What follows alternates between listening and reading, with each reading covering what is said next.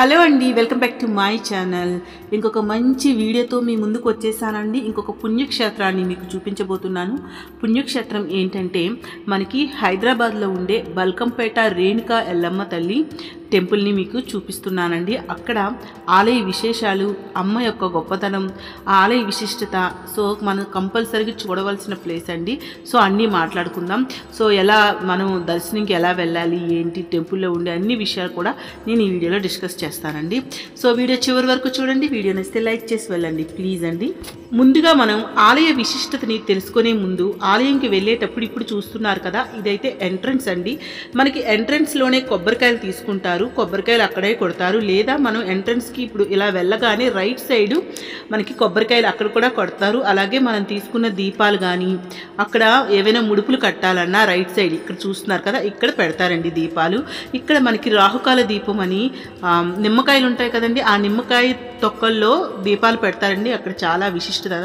So కొబ్బరికాయలు కూడా ఇక్కడ తీసుకుంటారు. మనం తీసుకువెళ్ళిన కొబ్బరికాయల్ని ఇక్కడ కొట్టేసి అమ్మవారికి ఇక్కడ దీపం పెట్టి, నిమ్మకాయ దీపం పెట్టచ్చు, లేదా మామూలుగా నార్మల్గా మనం ప్రమిదలు తీసుకెళ్ళి దీపాలైనా పెట్టుకోవచ్చు అండి. పెట్టుకొని మనం లోపలికి అయితే ప్రవేశిస్తాము. అయితే ముందుగా మనకి ఇక్కడ రైట్ సైడ్లో ఇలా ఉంటుంది కదండి, మనకి లెఫ్ట్ సైడ్లో వినాయకుడు ఉంటాడండి. వినాయకుడి దండం పెట్టుకొని లోపలికైతే ఎంటర్ అవ్వాలి. అయితే ఇక్కడ మీకు ఫ్రీ దర్శనం ఉంటుంది. అలాగే అటు సైడ్ ఉన్నది ఫ్రీ దర్శనం అండి. మీకు 50 రూపీస్ చూసారు కదా, ఇలా 50 రూపీస్ దర్శనం కానీ మీరు వచ్చారంటే మీకు గర్భగుడి లోపలికి తీసుకువెళ్తారనమాట. సో ఫ్రీ దర్శనం అయితే మనకి లోపలికి తీసుకువెళ్ళరండి, జస్ట్ బయట నుంచే చూపిస్తారు. మీకు గర్భగుడి లోపలికి తీసుకువెళ్ళాలి అంటే 50 రూపీస్ దర్శనం టికెట్ ఉంటుంది. అలాగే అర్చన కూడా చేస్తారండి. అర్చనకి 100 రూపీస్ అనమాట. అయితే మనకి అర్చన అనేది మంగళవారం, ఆదివారం ఉండదండి. ఎందుకంటే అమ్మవారికి ఆ రోజు అమ్మవారి రోజులు కాబట్టి రష్ ఎక్కువగా ఉంటుంది. అందుకని ఆదివారం కానీ మీరు మంగళవారం కానీ వెళ్ళినట్టయితే ఆ రోజు అర్చన అనేది జరగదండి. అర్చన అనేది మనం టికెట్స్ ఇవ్వరనమాట. సో దర్శనం మనకి 50 రూపీస్ టికెట్ ఉంటుంది, తీసుకోవచ్చు. చూసారు, ఇది అమ్మవారి గర్భగుడి లోపలికి అనమాట. సో 50 రూపీస్ తీసుకుంటే ఇలా మనం లోపలికి వెళ్ళొచ్చు. లేదంటే బయట నుంచే కొంచెం దూరం నుండి చూపిస్తారనమాట. సో మీకు ఇంట్రెస్ట్ ఉంటే 50 రూపీస్ టికెట్ తీసుకోండి. సో ఇలా అయితే అమ్మవారికి దర్శనం చేసుకొని వచ్చాక, సో ఎల్లమ్మ తల్లి బావిలో పుట్టారు, ఇంక విశిష్టత అంతా తర్వాత చెప్తా అండి. సో తర్వాత పోచమ్మ తల్లి కూడా ఉంటారు. ఎల్లమ్మ తర్వాత బయటికి వెళ్ళాక అక్కడ ప్రసాదం కౌంటర్స్ ఉంటాయి. అలాగే చాలామంది బోనాలు సమర్పిస్తూ ఉంటారండి. సో తర్వాత బయటికి వెళ్ళాక ప్రసాదం కౌంటర్స్, అలాగే పోచమ్మ తల్లి టెంపుల్, మిర్రర్లో అమ్మవారు ఉంటారండి, చాలా బాగుంటుంది. సో అవన్నీ చూడొచ్చు. బోనాలు సమర్పించిన వాళ్ళందరూ అక్కడే సమర్పిస్తూ ఉంటారు. సో ప్రసాదం కూడా తీసుకోవచ్చు. అక్కడ మనం కొద్దిసేపు కూర్చొని టైం స్పెండ్ చేయొచ్చండి. సో ఇక్కడ అమ్మవార్లు అన్నీ ఉంటాయన్నమాట. ఆ ప్రాంగణంలో చాలా ప్రశాంతంగా ఉంటుందండి. సో మీకు అక్కడ అన్నీ కూడా బయట ఆలయానికి బయట మీరు పువ్వులు, పళ్ళు అన్నీ కొనాలంటే అక్కడే దొరుకుతాయండి.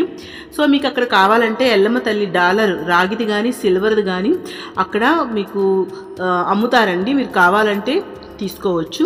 సో ఇలా అయితే దర్శనంకి అయితే దర్శనం ఎలా చేసుకోవాలనేది మీకు తెలియజేశాను. సో ఇప్పుడైతే మనం ఆలయ విశిష్టత ఏంటి అనేది చూద్దామండి. హైదరాబాదులోని బల్కంపేట ఎల్లమ్మ ఆలయాన్ని సందర్శిస్తే అష్టాదశ శక్తి పీఠాలని దర్శించుకున్నంత ఫలం అంటారు. ముగ్గురు అమ్మల మూలపుటమ్మ, సృష్టిలోని ఎల్లజీవులకు అమ్మ ఎల్లమ్మ, చల్లని తల్లి బల్కంపేట ఎల్లమ్మ.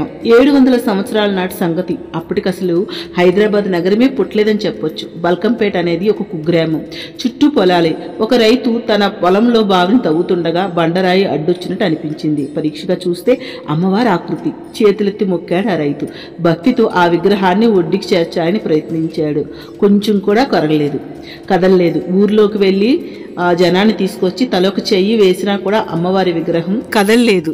శివశక్తుల్ని పిలిపించారు. శివశక్తులు అంటే పరమశివుని ఆరాధకులు. శైవ సాంప్రదాయంలో వీరికి చాలా ప్రాధాన్యత ఉంటుంది.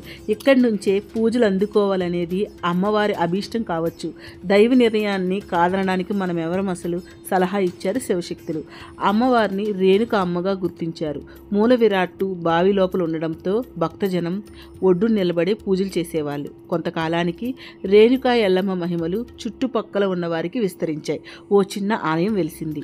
ఎల్లమ్మ తల్లి బల్కంపేట ఎల్లమ్మగా సుప్రసిద్ధురాలైంది. ముజ్జగాలకు మూలపుటమ్మ, సృష్టిలోని ఎల్లజీవులకు అమ్మ కాబట్టి ఆ అమ్మ ఎల్లమ్మ అయింది. హేమలాంబ, హేమము అంటే బంగారము, బంగారు తల్లి అనే సంస్కృత నామమే ఎల్లమ్మ తల్లి. ఇక రేణుక అన్న మాటకు పుట్ట అని అర్థం.